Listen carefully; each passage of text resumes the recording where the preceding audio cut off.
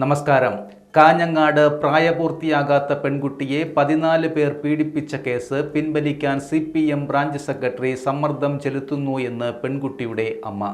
Hosdurg POCSO അതിവേഗ പ്രത്യേക കോടതിയിൽ പൊട്ടിക്കരഞ്ഞുകൊണ്ടാണ് പെൺകുട്ടിയുടെ അമ്മ ഇക്കാര്യം പറഞ്ഞത്.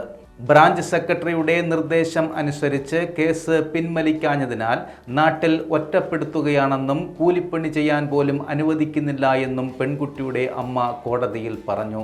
സംഭവത്തിൽ അടുത്ത ദിവസം ഹാജരാകാൻ ബേഡകം ഇൻസ്പെക്ടർക്ക് കോടതി നിർദ്ദേശവും നൽകി. സാറേ, എനിക്കൊരു കാര്യം പറയാനുണ്ട്, ഞാനത് പറഞ്ഞോട്ടെ എന്ന് ചോദിച്ച ഇവർക്ക് ജഡ്ജി PM സുരേഷ് അതിനുള്ള അനുമതി നൽകി. വിതുമ്പലോടെ തുടങ്ങിയ അവർ പൊട്ടിക്കരയുകയായിരുന്നു.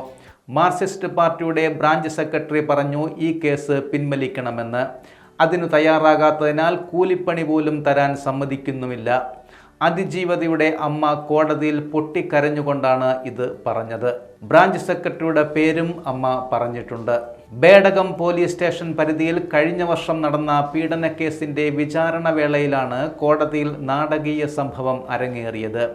വിസ്തരിക്കാനായി കൂട്ടിൽ കയറ്റി നിർത്തിയപ്പോഴാണ് അതിജീവതയുടെ അമ്മ ന്യായാധിപന് മുന്നിൽ സങ്കടം പറഞ്ഞത്.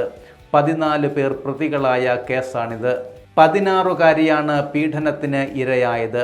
വയറുവേദനയെ തുടർന്ന് ആശുപത്രിയിലെത്തിയപ്പോഴാണ് കുട്ടി പീഡനത്തിനിരയായ വിവരം പുറത്തറിയുന്നത്. തുടർന്ന് ചൈൽഡ് ലൈൻ അധികൃതർ പോലീസിൽ അറിയിക്കുകയായിരുന്നു. വെവ്വേറെ സമയങ്ങളിൽ പീഡനം നടന്നു എന്നാണ് കേസ്.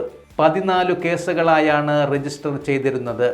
ഇതിൽ ഒരു കേസിൻ്റെ വിചാരണയാണിപ്പോൾ നടക്കുന്നത്. കേസ് പിൻവലിക്കണമെന്ന് ബ്രാഞ്ച് സെക്രട്ടറി ആവശ്യപ്പെട്ടു എന്നാണ് അതിജീവതയുടെ അമ്മ വെളിപ്പെടുത്തിയിരിക്കുന്നത്.